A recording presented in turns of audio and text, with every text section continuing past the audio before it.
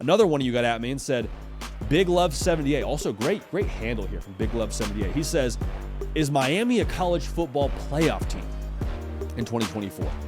Now, we have to reset our way of thinking yet again and understand our playoff field this year.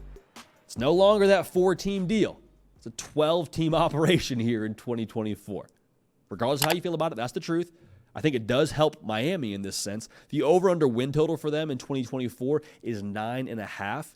Now, to be clear, I think 10 wins, most places, should be good enough to get you in the dance. Is 10 wins good enough to win the ACC? I don't know. But if you win the ACC, you are in that deal. Make no mistake about it. And Miami last season, I keep using this qualifier as much as I hate it, but we got to do it anyway. Miami was a knee away from being 8-4. Now, that's all woulda, shoulda, coulda talk. I understand that. They went 7-5. But just so we're on the same page, they were almost 8-4 last year. Instead, they went 7-5, still progress. But what I said earlier in the show, what I've said throughout the course of this offseason, I still wholeheartedly feel in my soul. The ACC, man, God bless them. It's wide open. It's anybody's game. And I love Florida State. I love Clemson. I love NC State. I don't know what I'm getting in any of those teams this year. Louisville, I mean, they got double-digit transfers yet again. The Brom squad, man, giving that whole team a makeover yet again. Tyler Shuck running it back for year 7. I don't know what they're going to be. Same thing for Miami, but I do know they got a quarterback now that has a ton of ability. Now, he struggled with some fumbles last year, but in terms of what he does throwing the football downfield, much better than what you had in-house. So what I'm feeling here from Miami, what I'm feeling if I'm a Canes fan, is I think we got a guy who can propel this offense to look a lot more like Shannon Dawson's style of offense than what we had a season ago. And when you got a quarterback now, we say it all the time on here, if you tuned in for any length of time, you know this. If you got a quarterback, baby, you got a chance. Miami's got a quarterback. Now, how does he fit in this system? How does he acclimate? It's obviously a huge part of this. What do they do when it comes to helping him with weapons downfield? Also a big part of this. But based on last year's nucleus, and installing Cam Ward into that, I have some cautious optimism. Now, speaking of nucleus, a lot of young talent on this team from Miami.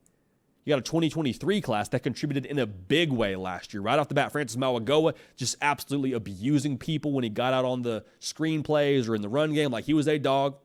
It's fair to say he was one of, if not the best player on Miami's roster last year. Ruben Bain, another cat that wrecked shop on the defensive line for them. Like, they got some young talent in that 2023 class that was top 10 in the country that maybe you didn't see on the field last year, but they're going to cycle up.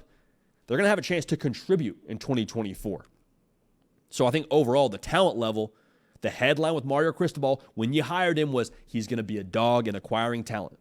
And who's to say he's not still going to be a dog in that second portal window? Could see it happen. Just saying, I could see it happen. Now, here's the biggest part to me. Here's the biggest excitement factor for me when it comes to Miami. And we said this when Mario Cristobal got hired. We've said it ever since. He's a guy that knows what it's supposed to look like. He knows what it's supposed to look like in Coral Gables. Why? Because he's been around it. He is loyal to the soil.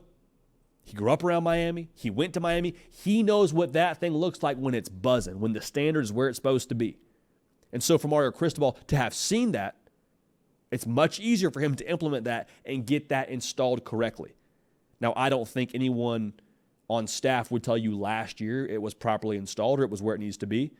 But it's much more of a confidence for me knowing that you have somebody there that's been there, done that, seen that, and now elevating his team to get there. It's a story that sticks out to me probably from a couple of years ago about Mario Cristobal in Miami.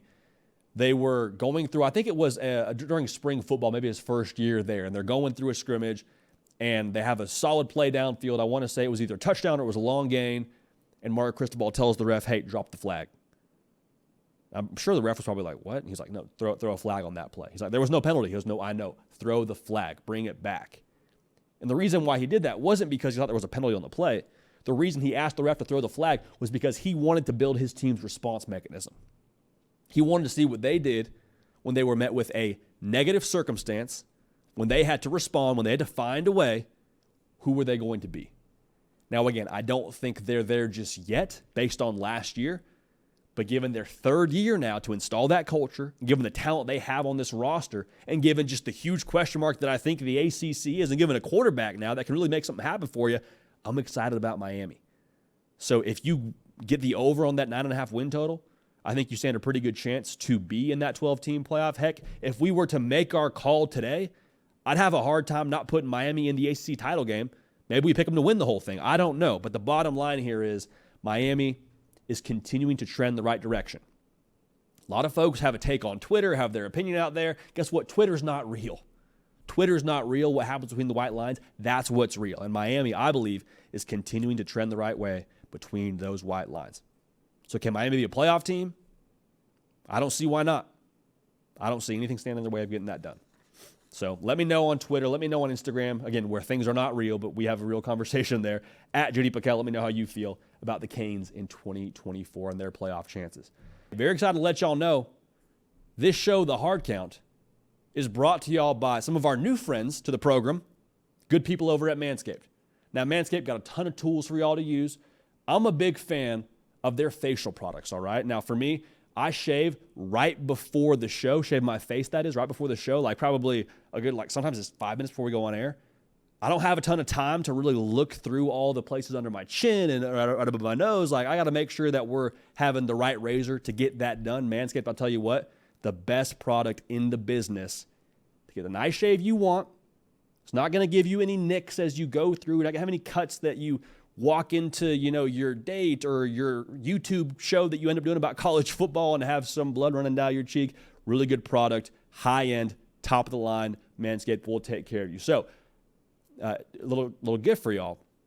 Redeem code HARDCOUNT for 20% off your first purchase. Again, that's HARDCOUNT, HARDCOUNT, for 20% off your first purchase at checkout over there with Manscaped. So check out Manscaped.